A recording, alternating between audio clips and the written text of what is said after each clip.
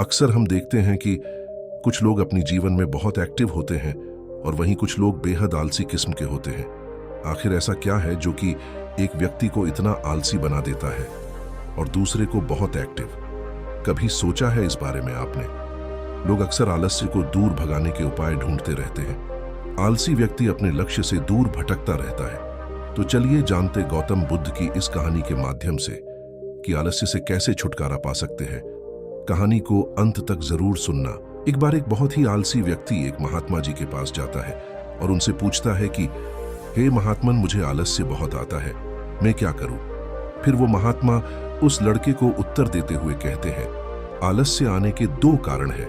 पहला कारण तो यह है कि जीवन में कोई बड़ा लक्ष्य का ना होना, और दूसरा कारण है हमारा मन और शरीर कैसे काम करता है इसकी हमने समझ ना होना।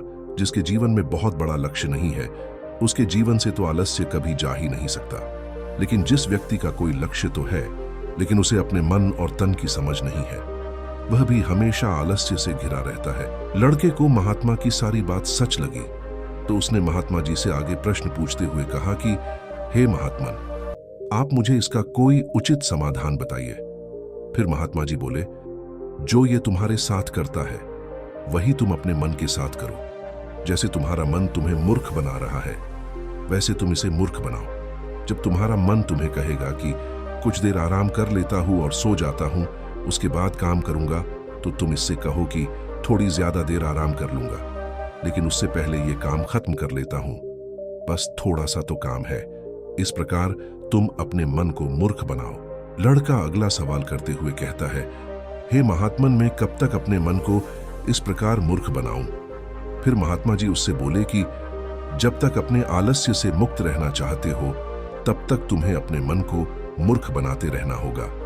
लड़का कहता है, कभी कभी तो ऐसा होता है कि मुझे अफसोस होता है कि मैं अपने जीवन में कुछ कर नहीं रहा हूं, लेकिन मेरे भीतर से कुछ करने का मेरा मन ही नहीं होता। तो ऐसी स्थिति में मैं क्या करूं? ये सुनकर महात्मा जी कहते हैं, मन को तुम मूर्ख बना सकते हो लेकिन शरीर को तुम्हें समझना होगा। हमारा शरीर चलता है भोजन से। तुम यदि गलत भोजन करोगे तो सही काम कैसे करोगे?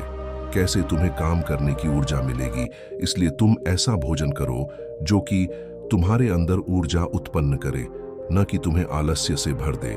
जैसे कि ताजा फल, हरी ताजी सब्जियां और घर का बना शुद्ध खाना।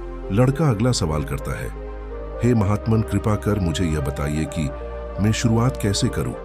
महात्मा जी कहते हैं, शुरुआत करो एक बड़ा लक्ष्य निर्धारित करके। एक बड़ा लक्ष्य बनाओ। तुम्हारा लक्ष्य केवल कहने के लिए बड़ा नहीं होना चाहिए। लक्ष्य ऐसा हो जिसके साथ तुम्हारी भावनाएं भी जुड़ी होनी चाहिए।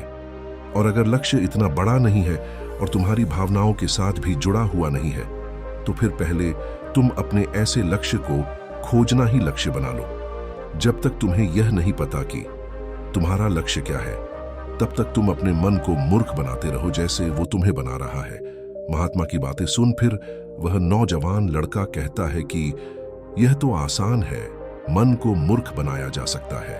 महात्मा मुस्कुराते हुए कहते हैं, यह आसान भी तुम्हारे मन को लग रहा है, वही कह रहा है कि यह आसन है। अपनी जागरूकता को बढ़ाओ और जागरूक व्यक्तियों के साथ रहो और अपने खुद के साथ भी समय बिताओ। अगर तुम आलसी व्यक्तियों के साथ रहोगे तो तुम भी आलसी बन जाओगे, क्योंकि ऊर्जावान लोगों के साथ रहने से तुम भी ऊर्जावान बने रहोगे। फिर वह लड़का महात्मा जी से कहता है कि मुझे अपने मन को मूर्ख बनाना अभी और इसी वक्त शुरू कर देना चाहिए। महात्मा बोले, हाँ, सही कहा तुमने। सही समय की प्रतीक्षा करना भी इसी मन की चाल है।